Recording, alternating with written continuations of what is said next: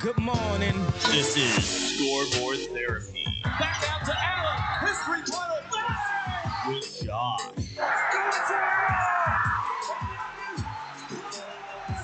Drew. Oh, too big, too strong, too fast, too good. And Ernie. We will be perfect. Let's go! The United States down to its last strike. Venezuela, the best in baseball.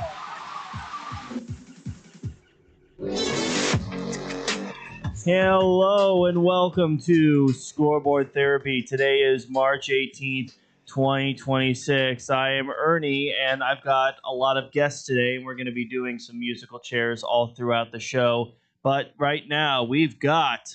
Esteban. And we've also got... I'm the silent assassin, David Dykstra. I'm not making any comments today. All right, and welcome to Scoreboard Therapy. And we've also got... Adam Schneider. Yeah, so today we're going to be going over the World Baseball Classic Championship, which was last night, and then we're going to get into NBA, followed by college basketball. Now, last night, Venezuela took out the USA 3-2. I want to give some congratulations to Team Venezuela, and, you know, I am very disappointed with how the United States did perform last night. And in protest, I wore my Team Canada hat because I'm that disgusted, frankly. It was, they only had like 3 hits on the night. That's not a lot of production at all. We didn't get any runs until the bottom of the 8th when Bryce Harper finally did something. Wow, Bryce Harper finally did something in this tournament and hit that 2-run homer to tie it. And then, well, unfortunately, we gave up that run in the top of the 9th. You know, the pitching for the most part did okay. It was the offense that really disappointed. You know, they couldn't come up, especially. The team captain, Aaron Judge. My God, Aaron Judge. He's great in the regular season, but come playoff time or any type of tournament, he collapses like a house of cards. Like, where is MVP caliber Aaron Judge? Like, he was AL MVP last year. I did see any of that last night. It was pathetic. Pathetic. USA deserved to lose with that kind of performance. Esteban, you look like you got something on your mind.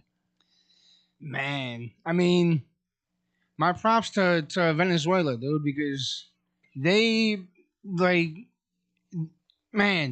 just came out. They came out of the gate in the second inning swinging, dude, and. Man, oh man, did the score, in my opinion, did not tell the story of the game, you know? Yeah, no, USA did, for the most part, with the exception of the 9th inning, a good job keeping Venezuela at bay. But to counter that, you got to do something on offense. You got to get hits. They couldn't get hits. They simply couldn't. They looked mortal. I mean, I will say this: the USA did somewhat try to put up a good defensive Try doesn't effort. count. Try, I'm gonna quote Yoda: "Do or do not. There is no try." It doesn't matter if they tried. They didn't do. Yeah, that's pretty unfortunate. It is, and there were so many opportunities where they could have done something. So especially Judge looked like a statue in the box. And another one I got to give a lot of crap to, Alex Bregman. Why did Mark DeRosa think it was a good idea to have Alex Bregman out there? He can't hit. He can't hit in the first half of a season. Later in the season, he's good. I'm not going to completely knock Alex Bregman, but last night and throughout the tournament, just sad. sad.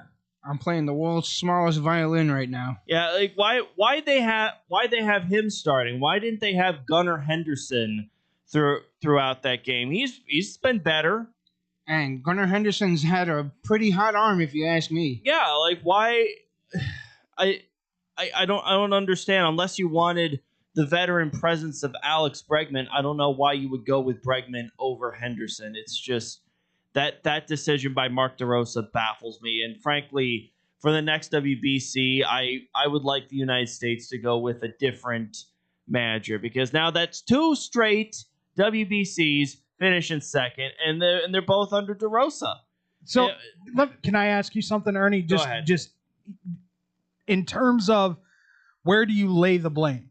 Is it the managerial decisions of DeRosa, or are you blaming the obvious lack of passion that you saw out of Team USA? I think it all starts from the top, like from the manager down, because Mark DeRosa, he has to, really motivate his guys, and he's the one that's like the manager is supposed to put the passion into his players. Like I think we can all agree with that.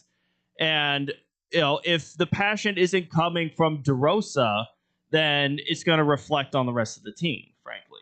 Okay, so to me, and this is just me now, this is my opinion, the U.S. team, to me, looked like they were there to do a job. Yeah, I would say so. Where every other country, except for maybe the Asian countries, Korea, because they never show much emotion anyway. That's just culture. Once again, cultural thing. I get that. But every other team looked like they were legitimately playing for their country. The only person that I got any kind of semblance of, man, this is an honor. I feel privileged to be putting on this uniform. This is where I want to be. This is what I want to be doing, is Paul Skeens. Absolutely. Other than that, it felt like to me, and this is just me once again, but I want to get your opinion on it. It felt like they were there to do a job, and the passion and that desire to be a Team USA guy and really represent the nation wasn't there for the U.S. team like it was for the other teams. No. I don't know. I'm just frustrated with how last night went overall. But yeah, I do agree. Like the passion from USA just wasn't there, and it just simply comes from the top. Okay. Like, that 2017 team, that was managed by Jim Leland, who's a very passionate guy, and it showed throughout that whole team. Didn't matter if you were talking about Eric Hosmer, Christian Yelich, Marcus Stroman. That team, like, they were proud to be representing the United States of America on a global stage. Whereas this team, like, of course, Paul Skeens, and I would even also argue Bryce Harper to a degree as well, we're happy. Otherwise, it's just like another day at the office. And Schwarber, too. And here's my thing. Aaron Judge is more of a captain when it comes to I'm going to show you how to prep for a game. I'm going to show you how to do off season. I'm going to show you how to play on the field kind of captain. For these international games, is it more of a you need an emotional leader, you need a guy that's going to get the entire, bench and relievers and all that into the game and have all that? It should be. Like, so if we're going by that stanza, I think Schwarber should be the captain. Yeah. If able to, the next time this gets played. Like, the last one, Mike Trout was the captain, and I definitely got a sense of that sort of emotion from him. And Judge, I feel nothing. I feel nothing from Aaron Judge. Esteban, let me ask you, do you think having pride in your country and playing for your country should be more at the forefront when you are in these World Baseball Classic situations, Olympics, what have you? I mean, speaking on the sportsman aspect, I am genuinely surprised that, for instance, Bryce Harper, when he when he tied the game, I believe for the eighth last inning. night. I am surprised he didn't prance around the bases going USA, USA. Well, when he touched home, you saw him point to the flag on his sleeve, which I think was just as powerful as if he did chant USA over and over again. But in that respect, no bat flip. Everybody's been doing bat flips who've hit home runs. And then eyeballing everybody in that dugout because USA was on the first base dugout side. As you're trotting to first base, going, let's go. None of that. None of that. Every other team had that. Every other team had that passion, that desire, that want to be able to call their country the best in the world. Am I going to sit here and say if they play a 7-game series, Venezuela doesn't get stomped like 4-2? I do think if it was a 7-game series, USA would win it. It's just, the passion's got to be there. Double D. So you know what? What about the bat flips? I honestly, and this is me not knowing a thing about baseball, but I honestly feel like when you knock a ball out of the park, the bat flip is a little arrogant. It's a little over the top. No, to me, nothing screams I'm powerful. You just knock the ball out of the park and you just sit there staring at it with your chest puffed out like, yeah, I just did that. And you've got guys who do that. I mean, Kyle Schwarber, I don't think, unless it's a big-time scenario, Kyle Schwarber's never been a bat flipper. He just kind of tosses it to the side and does his little baby Bambino trot. Only really if it's off of Garrett Cole, I've found. Yeah. There's something there that hasn't been there in a while. Yeah, I agree. Now, coming up, we're going to be the NBA playoffs are coming up, and we've got our choices of who we think is going to get out of the play-in tournament, and you might be surprised as to who we got, and that's coming up here on Scoreboard Therapy. Dealers fight for your business, you win. AutoJudo.com makes car buying fun by letting dealers compete for your business live. Real-time Auto Judo fights are the fast and easy new way to get multiple dealers' best offers on any car you want. It's free and anonymous. Only the dealer you select as the winner of your Auto Judo fight receives your contact info. And you're never obligated to buy, so test drive your best deals now at AutoJudo.com. Dealers fight, you save. Big Apple Bagels at the corner of Jefferson and Exeter says, get fresh with us. Stop in for 3 free bagels. Just mention you heard it on the radio. Big Apple Bagels says, sample the Oreo cookie bagels or the Oreo cookie and cream cheese, as well as delicious pumpkin cream cheese. Try Booster Gourmet Coffee, along with big, soft, chewy bagels at the Big Apple Bagels. Open 6 to 6, Monday through Friday, 7 to 5, Saturday, and 7 to 2 on Sunday for your convenience. Go to BigAppleBagels.com and put out a coupon for 3 free bagels.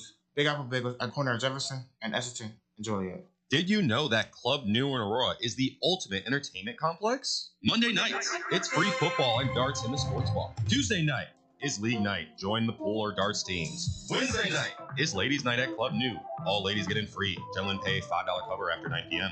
Thursday night, start the weekend off right with college flashback night. Low price drinks, retro music, and an awesome buffet. Friday and Saturday night, it's the hottest dance club in the suburbs. Club New Nightclub and Sports Bar is located at 2121 New York Street in Aurora. It's the summer of coffee at Dunkin' Donuts. To reach peak summer mode, you need your summer coffee. Like a smooth new s'mores frozen Dunkin' coffee, a refreshing butter pecan iced coffee, or a sweet coconut cream pie cold brew. What could be better than an iced or frozen coffee on a hot summer day? Nothing. Dunkin' Donuts has all your favorite flavors this summer. So come enjoy the summer of coffee. And keep cool out there, kids. America runs on Dunkin'. Price and participation may vary. Limited time. Our feast ends at 10:30. Not at Melrose Grill. Located at the intersection of 23rd and North Avenue at Melrose Bar. Stop in and enjoy savory burgers, tiny halter steaks for breakfast, and fluffy omelets or pancakes and crispy hash browns for dinner.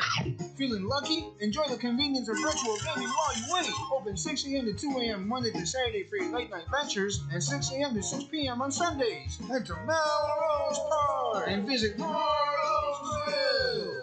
Looking for a great bargain? Want to find cool collectibles? Need to get fresh fruit and vegetables for the family? Come on down to Swaparama. 3 great locations, 42nd and Ashland in Chicago, Melrose Park, and Alsip, with hundreds of indoor and outdoor vendors selling clothing, tools, electronics, and much, much more. Holy cow. Have stuff for sale? Become a Swaparama vendor and turn your hidden treasure into cash. Visit their website for market days, hours, and vendor information. Go to swap-o-rama.com. Swaparama, the first name in flea markets.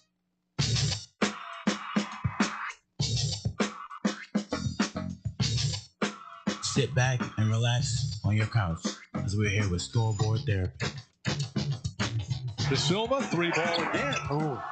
Rebound Suggs, deflected out to Bain with 1 second left. That's good. But an oh, by the way, by Bain is not enough. And the Thunder win it 113 to 108. All right. Welcome back to Scoreboard Therapy. And yes, there's somebody new in the chair. As y'all know, my name is Joshua Williams, and that will be my co-host, Eric White. How you doing, bro? Doing good. I'm doing good. And we're going to be talking about the NBA playoff standings right now. As y'all know, OKC just beat Magic to be the first team to qualify for the playoffs. That little pool they got going on looks too easy. I think they could go back to the finals, honestly, if they really wanted to.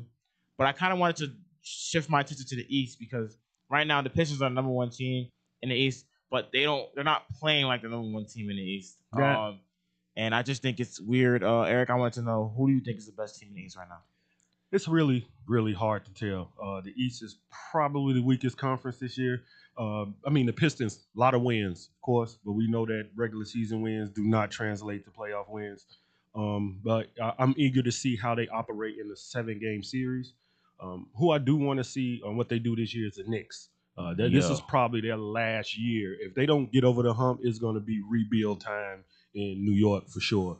Does Eric know that you're a Knickafaniac? I am a Knicks fan. So I don't know about rebuild, but I can agree on the test about what you're talking about. I understand it. This is a very wide open window this year. I understand it. I don't know about rebuild. We have some years left. I think we still have some years left, but yes, I think this is our best shot of getting to the finals, even winning it, honestly. Yeah, we rebuild, strong term. But at the same time, either Cat is going to put it together and really get them over the hump, or I think it's time for him to go. Brunson is for sure the ace that they have in the hold, and building around him is what I would continue to do. But if that big man slot is not covered by Cat the best way he can be, if he doesn't make himself a post player and get himself off the perimeter, they're going to be in trouble. But I like Orlando. I don't have faith in the Celtics for some reason. I just don't. I don't think Jason Tatum's ready. I think he came back too early. And the Sixers are probably the biggest surprise in the East for me. I think they're going to kind of make a run. Yeah, I think they can make a run. It just depends on if Joel Embiid wants to step on the court and play basketball. Let's not talk about Mr. Glass now. That's on, AD. Man. Come on, man. Mr. That's Glass. AD. I don't know about Embiid. Embiid played through the injury. He won MVP with a torn meniscus. I don't know. I love Embiid the way he plays basketball. I think healthy Embiid is the greatest basketball player. Absolutely. Is one of the greater basketball players to ever touch the court. It's just the fact that he doesn't play. And if he does play, I am scared because he is a healthy Philly team has the size, the shooting to beat anybody in the East. That I would agree. And to be honest, Embiid, like you said, probably one of the most unguardable players, especially at his position. But so much pressure is put on him to score, to defend, now they have this big comparison to Jokic. If you're a big man, you got to be able to pass. He can, but he can't afford to with the players he have wrapped around him. Outside of Maxey, who's he going to pass the ball to? Tobias Harris was as best as he had before he left. So, it's kind of tough for Embiid. He's in a tough situation. All the pressure's put on his shoulders, and they want championship or nothing. So, it is what it is in Philly. But what I want to see and what I'm more interested in is the Timberwolves. Can they do it? Can they make a real push with OKC being so strong in the West? I don't know listen, I'm a huge Ant fan, so I think he can definitely do his thing. It's just that team is so defensive orientated that they need something more. They need more shooters because right now, Ant each year gets better and better. Obviously came into the league, wasn't able to shoot, but each year he has gotten better and better at shooting the basketball. So I love how he just continuously gets better at the game of basketball. each year. So I expect a full leap playoff wise for him to go crazy. I also do believe in the fact that they also have some bench players that can shoot the ball. DiVincenzo can shoot the ball. Bones Highland can shoot the ball. Ayu can shoot the ball. They all can shoot the ball. But I just think like that starting five is kind of weird because their spacing is very odd. You have Gobert and Randall is not really that 3-point shooter to space the floor. So it's kind of weird. You just have Randall and Gobert. Their defensively they're amazing. But spacing is important, especially in the game of basketball right now where everybody's shooting the three. I think you just they need spacing for them to beat OKC because OKC can put so much different lineups at them and throw.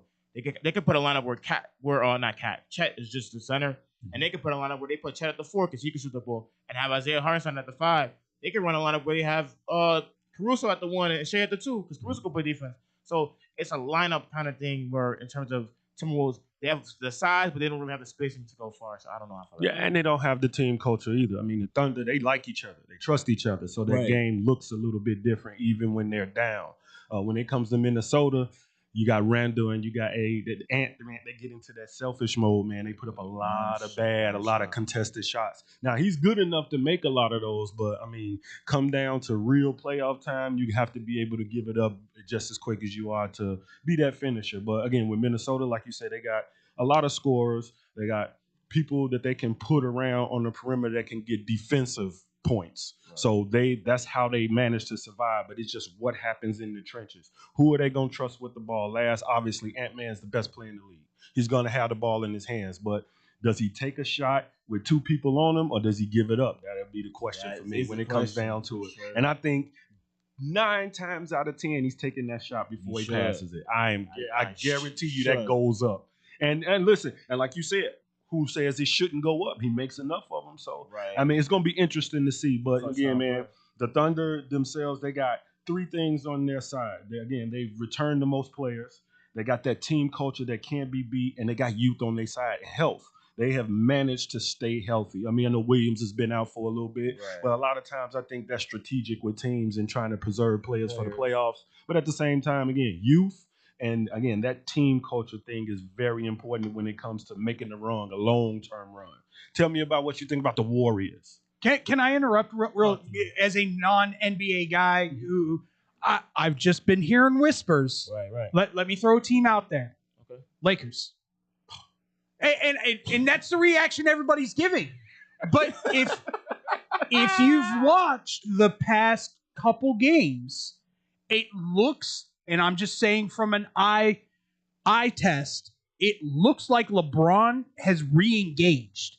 Does that make sense? To where he's playing. I haven't seen LeBron dive for a ball in, I'd say, 5 years. And he dives for a ball against the Nuggets the other day. And I'm going, okay, that's different. I think if, and by all means, am I sitting here saying that I think the Lakers are going to win the NBA title? No. But I think they could make, in my opinion, if LeBron is engaged and you have Luka on that team, which Luka is now the leader of that team, and Ayton does his job. Rebound. That's a lot. That's a big ass. That's for a lot. But he looks engaged as well. I'm just saying from eye test over the past, I want to say 5 games. I think they could be an issue for some teams. Yeah, engagement and impact are 2 different things. I mean, they're interested. It seems like, again, LeBron is best when he diminishes his role, when he gives up to the fact that now this team is Luka's team. Just simple as that. Him and Austin Reeves are a very good 1-2 punch. But, I'm not saying they don't need LeBron because he's definitely I guess you would say their genuine leader, but at the same time, he has to take a step back in order to let those younger players play a little bit. And Ayton, I'm sorry, he's just been a big disappointment since Phoenix. I have not had any faith in him whatsoever. I agree. Mainly because, again, his regular season statistics are always much better than his playoff statistics. And that's mainly because I just don't think he has that killer mentality. I just don't believe in him at all. I haven't seen his killer mentality since that one shot, that one block he had, that one dunk he had against the Clippers in game 5. It was like 2021. That's the last time I saw anything of that standard. But to bring your point to the Lakers, The problem with the Lakers is you cannot put Luka, LeBron, AR on the floor together. It just doesn't work. Nope. Like statistically, it just doesn't work. Even on the eye test, you can see, well, LeBron's not that much of a shooter, and his defense it's getting worse. So it's kind of like they're all kind of liabilities because Luka's a 6'7" guard who cannot play defense. He's never been able to play defense at all in his life, and I'm just very shocked. Like, it just angers me. It's an Eastern European thing, though. You've got shooters galore from Eastern Europe who just don't play defense. I just think they can't. I don't know. I think it's a choice. He's so good offensively that he just chooses not to do anything else. He's very confident when he has the ball and on one way down the floor. But when it comes down, it is I don't know. It's just he's got that James Harden complex. He's so good offensively that he just chooses not to play defense. And when he does, he's actually pretty good. He can stay in front. His size alone allows him to be a good defender. He just chooses not to do it. He's the only 6'7" player in NBA history to not play defense. And I watched him in the 2024 finals. The brother could not play defense at all. I'm like, he can't stay in front of anybody. Can't stay in front of nobody. Bro, Payne Pritchard was killing him. Payne Pritchard, he just hit 6 feet. Yeah. Okay, so we simply not going to talk about his weight and all that other crap that came into question. That thing was just to get him out of the Mavericks. Nico Harrison is a goofy. I ain't gonna lie. That's a whole different conversation. Yeah. Something's wrong with the brother. Yeah. And he flipped AD for well, I ain't gonna lie. He did flip AD. He got lucky with the first. Let's be real. That was some sick stuff right there. The first overall pick. They were playing. They weren't playing. Lost in the play, and then next thing you know, oh yeah, let's give him the first. Yeah. Let's hand him the first. Give him Cooper Flag. But if Cooper Flag makes the finals, before Luka makes the finals, I'm gonna have a serious conversation about the Mavericks winning the trade. You know what? I've always thought that Dallas's fate would land on Kyrie's shoulders. Whatever he decided to do this season, or if he decided to come back, that would define on how good he could be. Because then you can take Cooper Flag out of that dominant position and he can be more of a wing player, which is where he probably the most strong at. And then it's just, I don't know, has anybody heard what happened to Kyrie? Is he retiring next year? No, bro, he's gonna come back. Okay. I just don't know when he's gonna come back. Yeah, you know, and it's scary again. I mean, he's not in his prime anymore, but he's still a very good ball player. Very athletic player. But when we come back, we'll be talking some NCAA. There is the two first 4 games coming in. We got Miami of Ohio, SMU, and I think the other matchup doesn't really matter. They're gonna lose regardless. So we ain't gonna talk about it here on Scoreboard Therapy. Yeah. In Aurora is the ultimate entertainment complex. Monday nights. It's free football and darts in the sports bar. Touchdown Chicago. Tuesday night is league night. Join the pool or dart teams. Wednesday night is ladies night at Club New. All ladies get in free. Gentlemen pay a $5 cover after 9 p.m. All right. Thursday night starts the weekend off right with college flashback night. Low price drinks, retro music, and an awesome buffet. This is a tasty burger. Friday and Saturday night. It's the hottest dance club in the suburbs. Club New Nightclub and Sports Bar is located at 2121 New York Street in Aurora. Big Apple Bagels at the corner of Jefferson and Essington says, get fresh with us. Stop in for 3 free bagels. Just mention you heard it on the radio. Big Apple Bagels says, sample the Oreo cookie bagels or Oreo cookie cream cheese as well as delicious pumpkin cream cheese. Try Brewster's Gourmet Coffee. Along with big, soft, chewy bagels at Big Apple Bagels. Open 6 to 6, Monday through Friday, 7 to 5 Saturday, and 7 to 2 on Sunday for your convenience. Go to Big Apple Bagels and print out a coupon for 3 free bagels. Big Apple Bagels at the corner of Jefferson and Essington and Joliet. Sunday, May 8th, Chief Mother Lake Royalty board an Odyssey cruise. Experience a lavish Mother's Day brunch for an early dinner cruise, spectacular views of the Chicago skyline, live entertainment, great food and fun. But hurry, our Mother's Day cruise are selling out fast. For information on Mother's Day and other cruising events, go to odysseycruise.com or 866-305-2469. Create lasting memory and celebrate Mother's Day special Mother's Day cruise on Odyssey Cruise, 866-305-2469 or odysseycruises.com. Odyssey Cruise, Sunday, May 8th. Treat mom like royalty aboard an Odyssey Cruise. Experience a lavish Mother's Day brunch or early dinner cruise with spectacular views of the Chicago skyline, lively entertainment, great food and fun. But hurry, our Mother's Day cruises are selling out fast. For information on Mother's Day and other cruises and events, go to odysseycruises.com or 866-305-2469. Create lasting memories and celebrate mom with a special Mother's Day cruise on a Odyssey Cruise. Odyssey Cruises, 866-305-2469 or odysseycruises.com. Looking for a great bargain? Want to find cool collectibles? Need to get fresh fruit and vegetables for your family? Come on down to Swap Around. Two great locations, 42nd and Ashton in Chicago, and West Park, Aston, with 100 of indoor and outdoor vendors selling clothes, tools, electronics, and much, much more. Have stuff for sale? Become a Swap Around vendor and turn your hidden treasure into cash. Visit their website for market days, hours, and vendor information. Go to swap-o-rama.com. Swap Around, first name in the flea markets.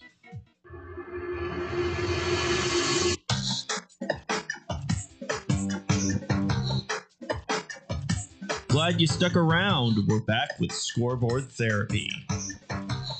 I want you offensive rebound by Regal. Crunch time here. Down to 2. North to the lead. He hits a board. 1 second left. Come on. Mark puts Texas in front. What a shot. Welcome back to Scoreboard Therapy. And as I said in the last teaser, we'll be talking about NCAA tournament and the games going on. I am Joshua Williams. I'm here with Eric and our new one, Adam. Welcome, Adam. Welcome. Thank you. And we're going to be talking about the NCAA Final Four because it's the first four. It's to be talked about. The Final Four. That was quick. That was quick. Yeah, that was quick. That was quick. I forgot to remember. I forgot. Like it was Sign first them up. Sign them up. First four. Yes. So it's gonna be Miami of Ohio versus SMU, and the other game we don't care. So because I ain't gonna lie, Miami of Ohio. I got Miami of Ohio win. As much as I think SMU is a really talented team and had a much harder schedule to win games, I do think Miami of Ohio was gonna get it done. Listen, man, you better put some respect on some Lehigh. Oh. Lehigh of Pennsylvania, baby. Let's go. They'll win, but they got Prairie View A&M. It once again, it's a 16 seed first four in matchup. I get it. But once again, let's give them a little credit. They did make it to the tourney. They do deserve a little bit of, hey, if you've got Lehigh going through, I'm totally cool with that because I love me some Lehigh. I think they're gonna win. Every time I think of Lehigh, I think of CJ McCollum's 30-point ball against Duke. It's always gonna be stuck in my brain. He had a great game. That was a great game, and he knocked off the first seed. So can't be surprised about that one. But yeah, I think Miami of Ohio is gonna win, and I do have Miami of Ohio going pretty far in my bracket. So, Miami of Ohio, where do you have them going? I have I think it's either round of 32. Or it's Sweet 16. Not Sweet 16. I would say round of 32. Round of 32 is not very far. Well, they're winning their first game.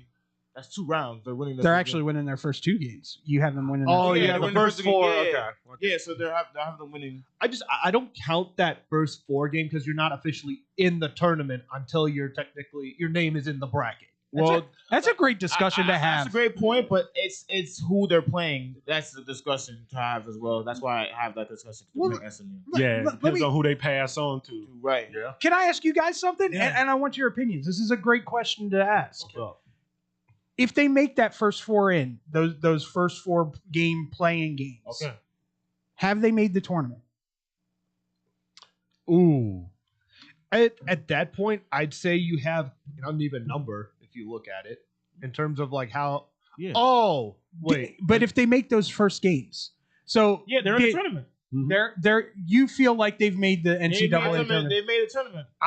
I'm kind of more the old-fashioned NCAA guy. I like this. I like the round of 64. I just like you make it, you play to win the national title. That's just my take on it. Well, I mean, I guess you can equate it to the play-in. That's questionable on whether they deserve to be in or not. But I mean, every sport has to have some kind of transition in where they kind of change things a little bit to allow teams that deserve. We know in college sports there are thousands of college teams.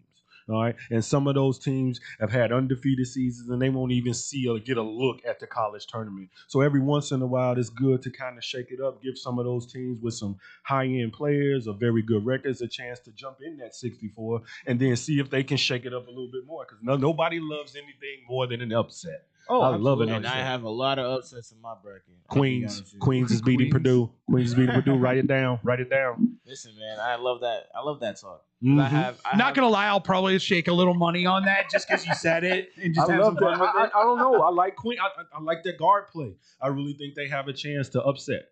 I really do. So I have a lot of upsets in my bracket. I think one team I know, Josh, you've talked about off the show is Arkansas. Yeah, Arkansas. Arkansas going. Arkansas is in my Final Four, man. Arkansas. I think Arkansas is going to beat Arizona. John Calipari and the. I think they're beating Arizona. I think it's going to happen. I think they're making the Final Four. They're not going to win. They're going to have to lose to Michigan, but I think they're going to beat Arizona. That's kind of how I look at the bracket. But I just wanted to know everybody's upsets before I start. I have like 3, but the main one is High Point over Wisconsin. I have High Point beating Wisconsin. I got Wisconsin playing Arkansas in the second round, and then sadly, Wisconsin losing because I don't like them anyway. So I'm with you with Arkansas. I really think they can beat Arizona. I think that when it comes down to it, the hardest game they'll have, I think they'll run into Gonzaga towards the end of the tournament, and I think that's going to be a game to look for. I don't think Gonzaga's. I think Gonzaga's losing to BYU. Yeah, you think so? Yep, I think they're going to lose to BYU. I think BYU's AJ's going to have himself a great freshman NCAA run. I got St. John's beating Kansas. Yeah, I think John's everybody's matchup is Duke and St. John's in the Sweet 16. I got Kansas and St. I think much like my colleague here, I think St. John's just got Kansas. completely screwed with their standings. They should have been ranked higher. Thank you so They much. should have been ranked higher. Thank you so They much. were You don't very- understand how much I've been telling people that we're a 5th seed. St. John's I have losing to Duke. Yeah, that's kind of how I have it too. They're gonna make the Sweet 16 and they're gonna lose to Duke. Duke's gonna be tough to I won't beat. be surprised if they win though. Duke has firepower and star power both at the same time, and they're one of 4 teams that I think we've all seen throughout this whole NCAA season. With Arizona, you got Michigan, and I know you phrased it as the Fab 10 because They have the Fab 10. They got everyone on that bench, Everybody on that bench can put and the starting 5.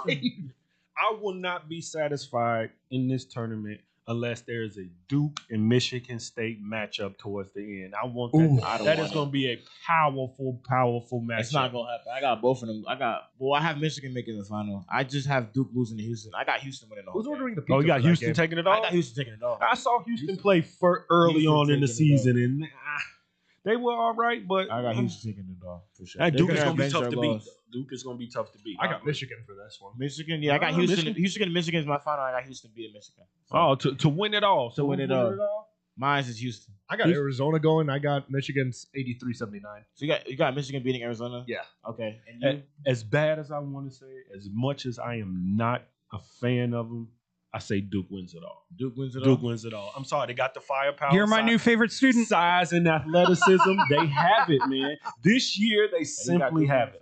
They have it. Duke's losing to Houston. I've been a Duke fan since Danny Ferry was at Duke. Oh Yeah. Jeez. I've seen every The iteration of receding hairline in college, Danny Ferry.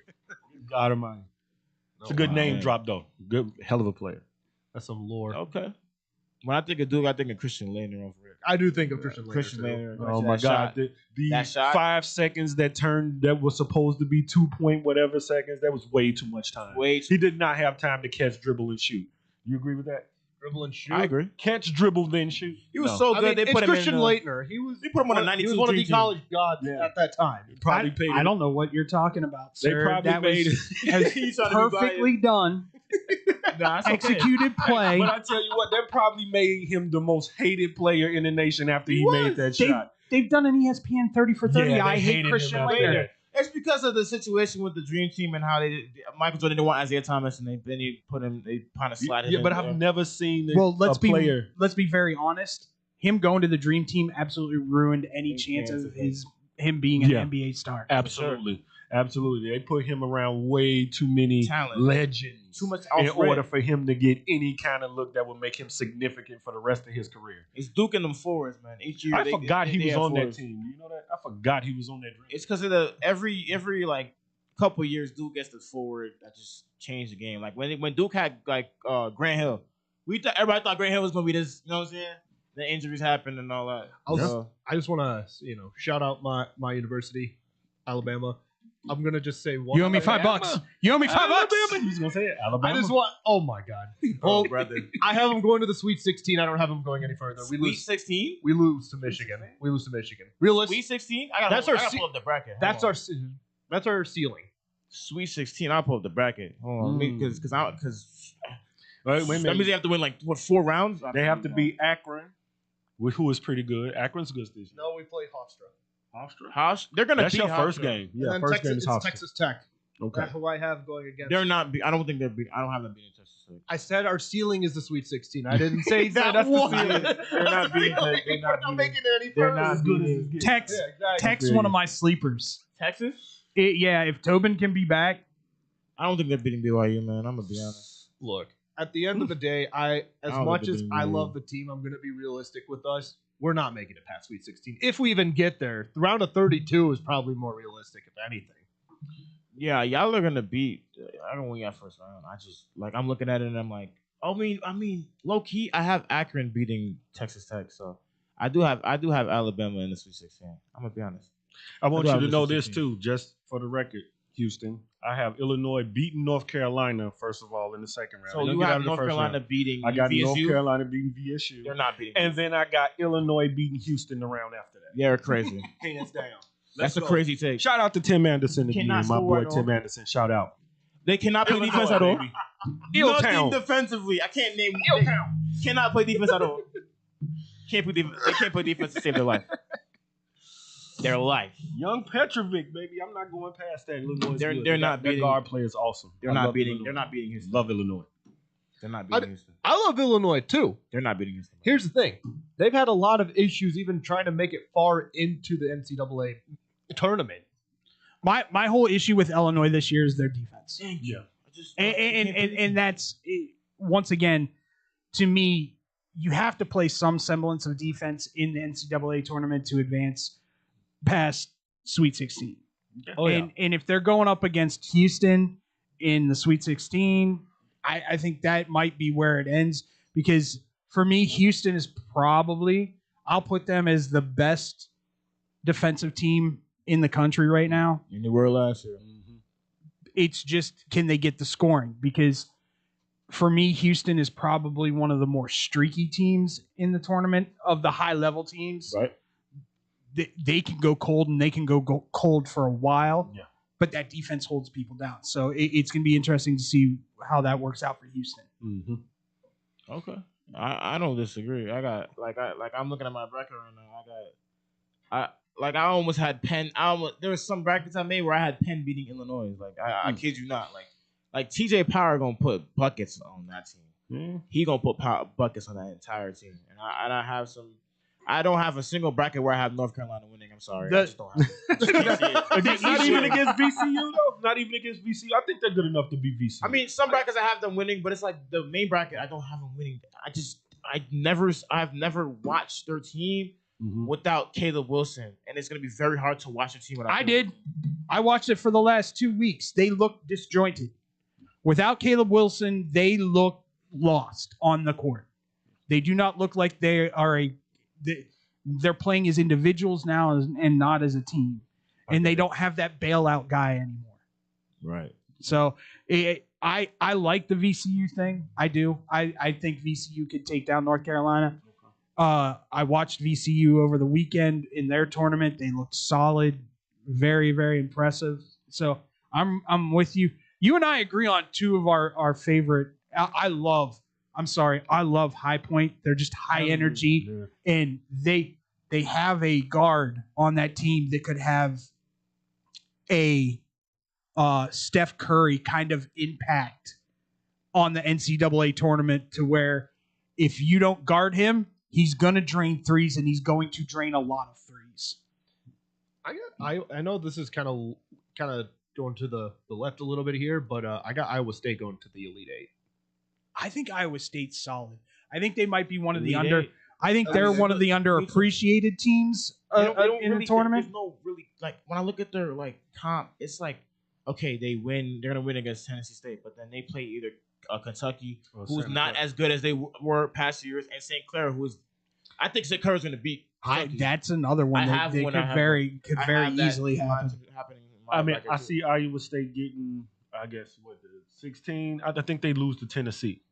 I think Tennessee does manage to get past Miami or Ohio, and I think I think that between Virginia and Wright State, I think Virginia can get that game. And I think Tennessee walks in. Once again, there's this talk, and I wouldn't be all over UV if I hadn't watched the ACC title game. When your guy who had 21 blocks in the ACC tournament, your center is playing that well and completely, and when I say completely, shut down Cam Boozer, who is regarded as either the number 1 or number 2 guy going into the NBA draft this upcoming year. Like, that says something about your ability to shut down the paint. Now, if you can drop bombs from out deep, they can't stop that. That's why Tennessee wins. That's why I think Tennessee puts themselves over the hump. I'm pretty sure Amari Evans is on. Never mind, I got Tennessee winning. Just because of You said never mind, I got Tennessee. I forgot. I be forgetting who's on the team because I'm so guard heavy when it comes to this tournament. I'm looking at guards. Like guards are my main focus. So yeah, I know. I also think St. Louis is going to beat Georgia. I think. Yeah. I mean, that's a fun one. That's more of a fun one. It's a fun one because I like Catchings. Catchings off from Georgia. I like Catchings. He can hoop. I mean, I just think St. Louis, their entire like scheme is just so like and they got a player who wears goggles. Yeah. Right. You can't lose with a player with goggles. Right. And they have a great scheme. Who is the Chicago kid from Oak Forest? Didn't he transfer from Sycamore? He transferred from Sycamore, I think. Indiana State. Be correct. Because his coach went to St. Louis. Yes, he did. Got hired at St. Louis. And now you see St. Louis on the map. But at the end of he's a dude. Like he got interviewed on 670 to Score today and was an absolute riot. Right. I can't think of his name off the top of my head. The goggles guy? Yeah. Oh. Goggles. Hey, Kareem Abdul-Jabbar. He's the only dude. Showed it Kurt Rambis. No, Kurt Rambis wore his winning glasses. The Mexican Rambis is what this kid is. Oh, and I got Missouri beating Miami. Okay. That's not really. It's kind of upset, but it's kind of not. But yeah, everybody. I appreciate everybody for hopping on. My name is Joshua Williams. I'm Eric. My name is Adam the Glitch Schneider. Double D. And this has been Scoreboard Therapy. Appreciate y'all for hopping on, and we'll see y'all tomorrow.